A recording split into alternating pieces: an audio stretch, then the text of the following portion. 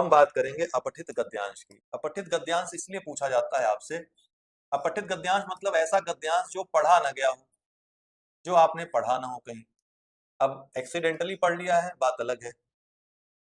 अपठित गद्यांश पूछने का जो मकसद होता है परीक्षाओं में वो ये होता है कि भाई आप प्रशासन और शासन में आ रहे हो, वहां पर आए दिनों कोई ना कोई पत्रावली आएगी, डेली आपको कोई ना कोई समस्या का निदान करना होगा, पहचान करनी होगी।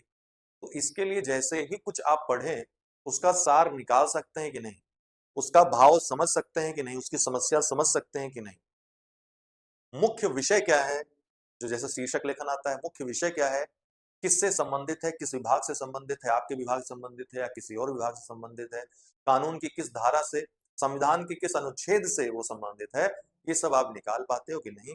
इसी के परीक्षण करने के लिए आपसे अपठित गद्यांश पूछा जाता है। हिंदी में इसलिए पूछा जाता है क्योंकि जो शासकीय कार्य होते हैं उत्तर प्रदेश में वो हिंदी में होते हैं।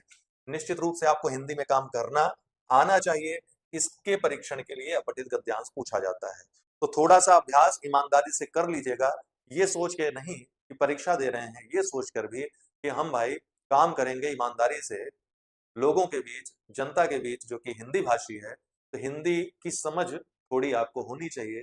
इस पर कम से कम 15 से 20 अपठित गद्यांश के प्रश्नों का आप अभ्यास कर लीजिएगा।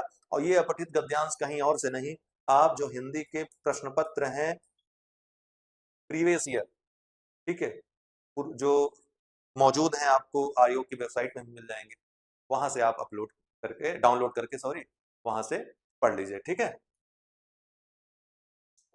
अपठित गद्यांश के प्रश्नों को, पत्रलेखन के प्रश्नों को आप पुराने वर्षों के प्रश्न पत्र जो हैं वहां से हल कर लीजिए, ठीक है। सबसे बेस्ट जो होता है वही होता है, हमने तो उनका आपको प्रोवाइड करवा दिया है, प्रीवियस ईयर क्वेश्चन के जो आंसर्स हैं उनके साथ प्रोवाइड करवा दिया है, एक्स्ट्रा मटेरियल भी उसमें दे दिया है ताकि आप लोग अच्छे से अपनी तैयारी कर सको।